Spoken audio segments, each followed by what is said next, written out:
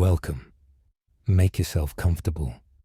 Make sure you're completely alone, with nothing to distract you, because the story you're about to hear might just chill you to the bone. Night had fallen over the city hours ago, wrapping the streets in a darkness even thicker than usual. The evening was coming to an end, and inside a bright downtown apartment, Leia was still laughing at her friends' jokes. They had spent hours talking, playing games, enjoying each other's company. The atmosphere had been so warm and light that she had almost forgotten the world outside. When she checked the time on her phone, she realized it was time to head home. A wave of tiredness passed over her, but not an unpleasant one. All right, I'm heading out, she said, grabbing her jacket. Want us to walk you there? Her friend Sarah asked, worried. No, it's fine. The parking lot is just 2 streets away. She hugged them, then stepped out into the cold night. The door closed behind her with a sharp, echoing thud that lingered too long in the silent street. She took a deep breath of icy air, pulled her collar up, and started walking toward the underground parking lot where she had left her car earlier. The streetlights cast pale beams that stretched into strange shadows along the walls, but she didn't worry. She was used to walking alone at night. The closer she got to the parking lot, the heavier the darkness felt. The wide, open mouth of the underground entrance looked like a black maw ready to swallow her. She gave a nervous smile and shook her head. Stop it. You watch too many thrillers, she told herself. She descended the few steps and entered the parking lot. Her footsteps echoed through the vast, empty concrete space. She pressed the button on her car key. A faint beep answered somewhere ahead. Her car was all the way at the back, near a graffiti-covered wall. She walked normally, but after a few seconds, a shiver ran down her spine.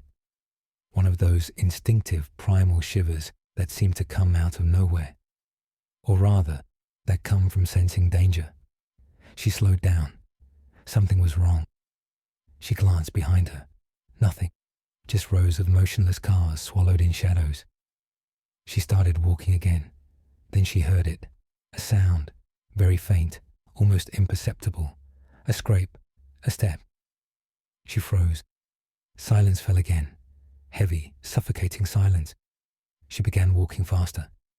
Another sound, closer this time. She spun around and saw him. At the end of the aisle, completely still, stood a man, tall, broad, his entire face hidden under a black hood. No visible eyes, no expression, just a dark silhouette facing her. Leia felt her breath catch. For one long, unbearable second, neither of them moved. Then the man took a step, then another, calm, slow, certain. Leia turned and walked quickly, almost running. Her hands trembled as she dug into her pockets for her keys. When she reached her car, she yanked the door open, jumped inside, and locked it immediately. Her breathing was shaky. She tried to convince herself she was overreacting, that the man was just a passerby. But when she started the engine and glanced at the rearview mirror, she saw the hooded figure moving toward her, faster now. She didn't wait.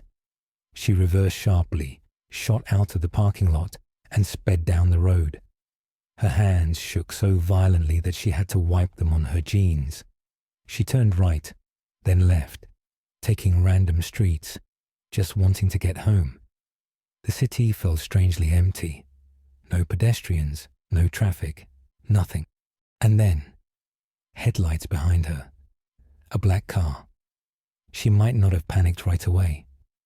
But when the headlights accelerated every time she did, when the car stayed glued to her bumper, no matter how she turned, she knew it was him.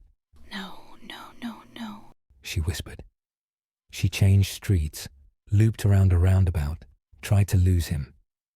But the car followed, persistently, relentlessly. When she finally reached her building, she parked hastily, bolted out of the car, and ran. She didn't look back.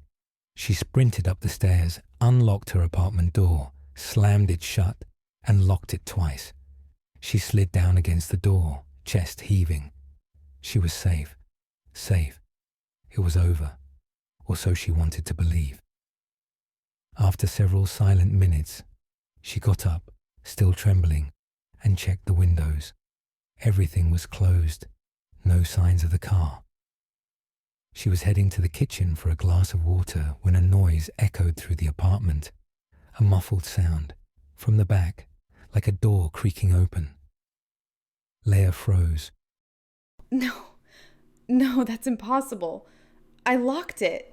She took a slow step toward the hallway leading to the kitchen and garden. Every step felt heavier than the last. Then she heard a second sound, a soft thump, a breath maybe. The back door was no longer closed. Someone had entered. Panic burst inside her. She sprinted to the kitchen, grabbed a knife, and rushed to the stairs. She climbed as fast as she could, almost stumbling, and ran into her bedroom. She locked the door, pushed a dresser against it, then a chair, anything she could find. Her phone. She fumbled for it and dialed the police with shaking fingers. Hello? Please, someone is in my house. At that exact moment, downstairs, a heavy step, then another. Leah covered her mouth to muffle a sob. "Ma'am, stay on the line. A patrol is on its way," said the operator. The footsteps reached the stairs, slow, steady, as if the man knew exactly where she was. Then they stopped, right outside her door. The silence that followed was even worse. Then, a violent bang. The door shook. Leah jumped, choking on a scream. A second bang. Harder. The dresser shifted a little.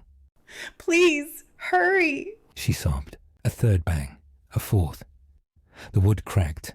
The hinges whined. The man's heavy breathing could be heard through the door, animalistic, hungry.